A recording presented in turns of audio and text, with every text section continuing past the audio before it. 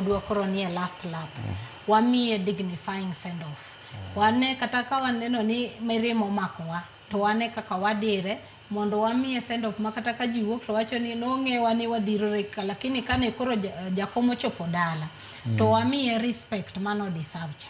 Kiny kata kineno ni nokinene to idwara ahinya nene to nafasi onge, weri go ng'iye TV wache ni achopo in spirit to kanene mondo mi jakom kaka no ochopo no kaka familia ne okwayo wamiye dignity mano dwaro, nikech kata ende entiere ok do mor gi liende koko timre nade ok otimre maber.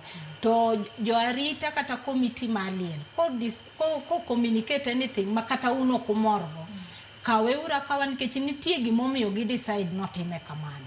Unyalo bet ni okumorgo ni en unpopular, lakini mano nitie gimomiyo giwacho nikech en gi security bearing.